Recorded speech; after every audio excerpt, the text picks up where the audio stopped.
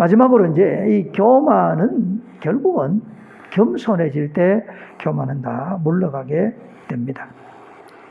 우리가 겸손할 수밖에 없는 것은 우리 스스로 우리가 만들어져 태어난 게 아닙니다. 하나님께서 우리를 만드셨기 때문에 우리는 피조물에 지나지 않습니다.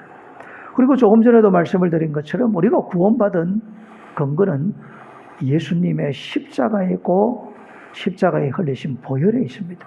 우리에게는 공로가 없지 않습니까? 하늘 아버지께서 예수님을 보내주셨고 예수님을 우리를 위하여 십자가에 죽으시고 성령님께서 우리의 마음에 감화와 감동을 주셔서 우리가 죄사함 받고 하나님의 자녀된 것밖에 없습니다. 그러니 용서받지 못할 죄인이 용서받은 의인이 된 것에 지나지 않거든요. 그러니 우리는 자연적으로 겸손할 수밖에 없고 겸손해야 됩니다.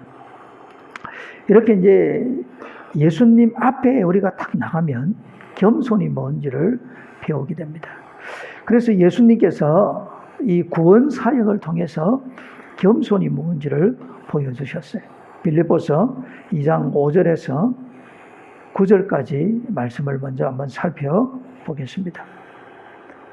너희 안에 이 마음을 품으라 곧 그리스도 예수의 마음이니. 자, 예수님의 마음 어떤 마음인지 봅시다.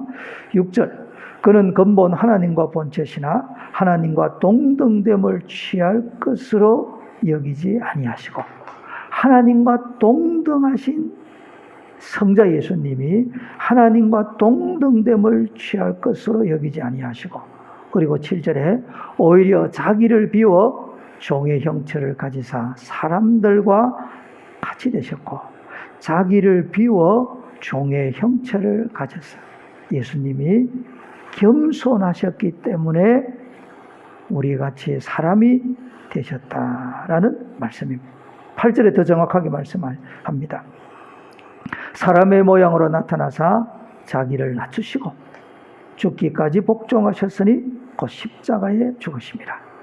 자기를 낮추시고 죽기까지 복종하셨으니. 자, 낮춘다는 말을 두 자로 바꿉시다. 겸손입니다. 이 겸손의 극치는 어디입니까? 십자가의 죽음입니다. 겸손한 사람이 할 수 있는 것이 하나님 앞에 복종하는 것이고 겸손한 사람이 바로 자기 자아를 십자가에 못 박은 사람입니다. 이렇게 예수님은 자신의 구원 사역을 통해서 철저하게 겸손을 우리에게 실제적으로 보여주셨습니다. 그러므로 그리스도인들은 당연히 겸손해야 됩니다. 겸손한 예수님이 어떤 지위를 얻게 됩니까? 9절입니다. 이러므로 하나님이 그를 지극히 높여 모든 이름 위에 뛰어난 이름을 주사. 그냥 높인 게 아니고 지극히 높여 만왕의 왕이 되시고 만주의 주가 되셨습니다. 어떤 모습입니까? 겸손하신 예수님의 모습. 오늘 예수님께서 이 구원사역을 통해서 구원사역이 이루어지게 된 것이 바로 겸손이다. 이걸 가르쳐 줍니다. 그러면 우리도 이제 예수님을 본받아 이 부활의 복음, 십자가의 복음, 재림의 복음, 이 복음을 전해야 되거든요. 이 복음을 전하는 사람이 가져야 될 마땅한 신앙의 덕목이 뭡니까? 겸손입니다. 우리가 겸손하게 복음을 전해야 됩니다. 다른 영혼을 불쌍히 여기고 긍휼히 여기고 사랑하는 마음. 저희도 우리 같이 구원받으면 좋겠다는 이런 참 자비로운 마음. 이런 마음을 가지고 나를 더 낮추어서 예수님의 구원 사역에 동참하는 우리들이 되어야 됩니다. 예수님이 친히 말씀하십니다. 마태복음 11장 29절. 나는 마음이 온유하고 겸손하니 나의 멍에를 메고 내게 배우라. 그리하면 너희 마음이 쉼을 얻으리니. 예수님이 친히 말씀하지 않습니까? 온유하고 겸손하다. 예수님은 우리의 모범이시거든요. 우리가 영원히 닮아가야 될 분이 바로 예수님입니다. 그렇다고 하면 우리는 예수님의 어떤 모습을 닮아야 됩니까? 온유하신 모습, 겸손하신 모습을 닮아야 됩니다. 예수님이 그렇게 사셨고 그런 모습을 보여주셨어요. 그러면 우리가 이 성경 말씀 그대로 해석을 해보겠습니다. 온유하고 겸손하니. 그럼 겸손하면 우리가 어떤 은혜가 있습니까? 너희 마음이 쉼을 얻으리니. 자기를 드러내고 우쭐하는 사람, 그때 그 순간에는 나 괜찮은 사람이야, 대단한 사람이야, 이렇게 자기를 과시해서 잠시 기분이 좋을란 거 몰라도 돌아서면 씁쓸할 겁니다. 그러나 겸손한 사람은 남이 나를 무시하는 것 같고 남이 나를 알아주지 않는 것 같고 그렇게 해도 예수님을 본받아 겸손하면 마음에 쉼을 얻습니다. 겸손한 사람의 마음은 고요한 호수처럼 평안합니다. 겸손하면 행복해지고 겸손하면 성결의 삶을 삽니다. 그리고 겸손하면 주님이 책임지시고 그를 영화롭게 만들어 가실 것입니다. 이렇게 이제 구원 사역을 하실 사역을 통해서 겸손을 보여주시고 친히 말씀을 통해서 우리에게 겸손할 것을 말씀하십니다.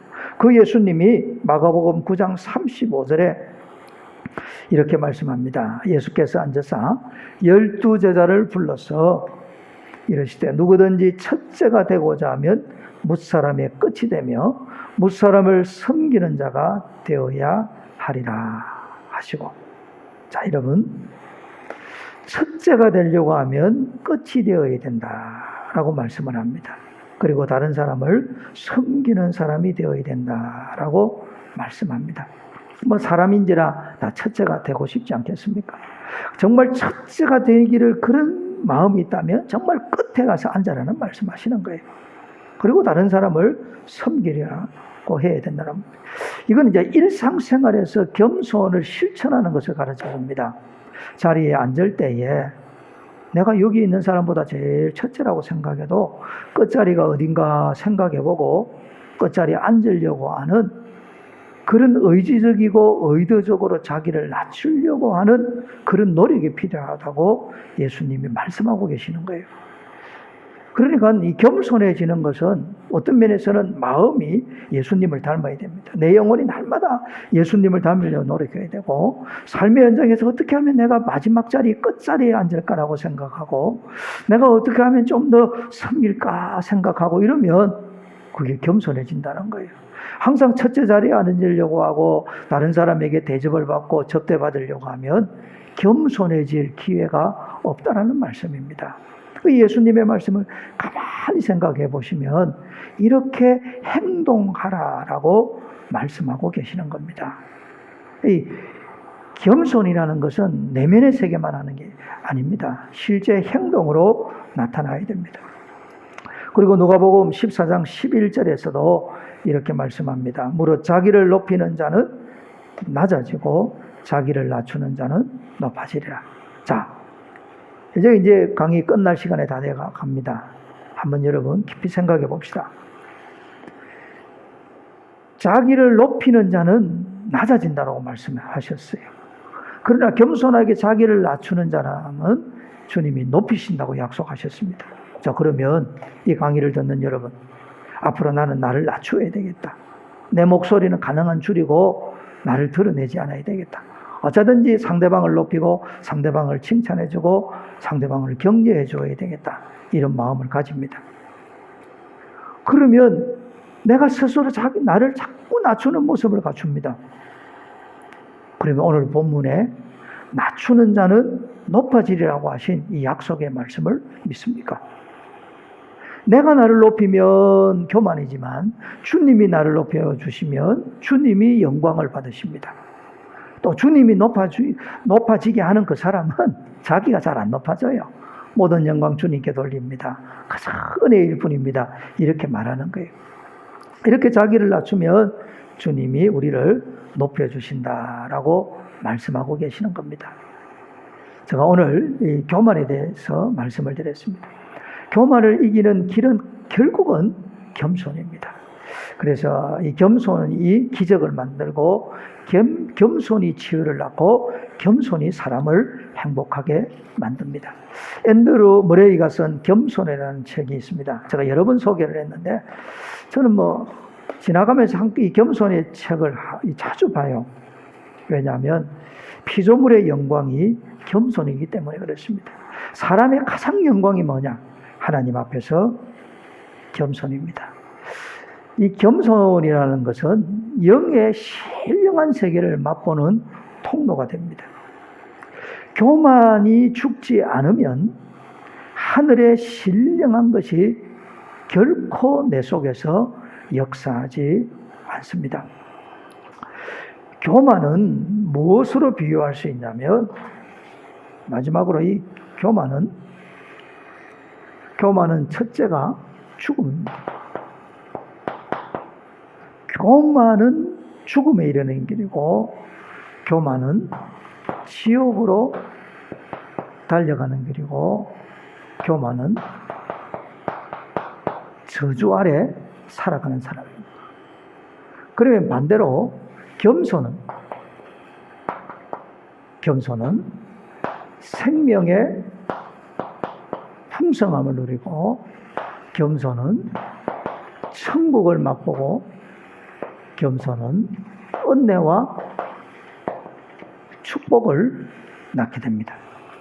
저는 우리 교회 모든 성도들이 이 생명과 천국과 은혜를 누리는 삶을 살기를 원합니다.